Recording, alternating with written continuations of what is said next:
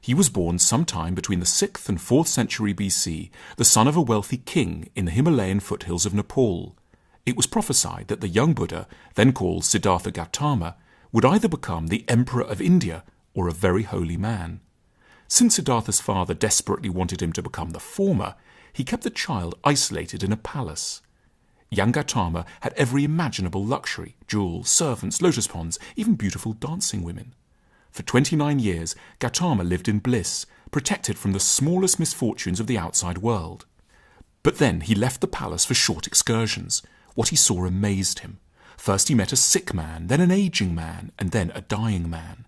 He was astounded to discover that these unfortunate people represented normal, indeed inevitable parts of the human condition that would one day touch him too.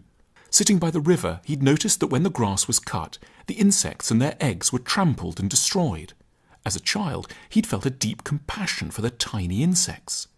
Reflecting on his childhood compassion, Gautama felt a profound sense of peace. He ate, meditated, and finally reached the highest state of enlightenment, nirvana. With this, Gautama had become the Buddha, the awakened one.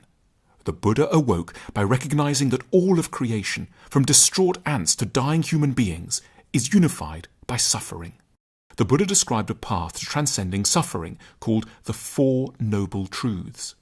The first noble truth is the realization that first prompted the Buddha's journey, that there is suffering and constant dissatisfaction in the world. The second is that this suffering is caused by our desires. The third truth is that we can transcend suffering by removing or managing these desires. The Buddha thus made the remarkable claim that we must change our outlook, not our circumstances. We are unhappy not because we don't have enough money, love, or status, but because we're greedy, vain, and insecure. By reorienting our minds, we can grow to be content. We can invert negative emotions and states of mind, turning ignorance into wisdom, anger into compassion, and greed into generosity. The fourth and final noble truth the Buddha uncovered is that we can learn to move beyond suffering through what he termed the Noble Eightfold Path. The Eightfold Path involves a series of aspects of behaving right and wisely. One must exercise one's nobler impulses on a regular basis, as one would train a limb.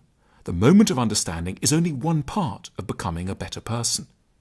After his death, the Buddha's followers collected his sutras, sermons or sayings, into scripture, and developed texts to guide followers in meditation, ethics, and mindful living. Intriguingly, the Buddha's teachings are important regardless of our spiritual identification. Like the Buddha, we're all born into the world not realizing how much suffering it contains, and unable to fully comprehend that misfortune, sickness, and death will come to us too. As we grow older, this reality often feels overwhelming, and we may seek to avoid it altogether. But the Buddha's teachings remind us of the importance of facing suffering directly. We must do our best to liberate ourselves from the grip of our own desires, and recognize that suffering can be viewed as part of our common connection with others, spurring us to compassion and gentleness.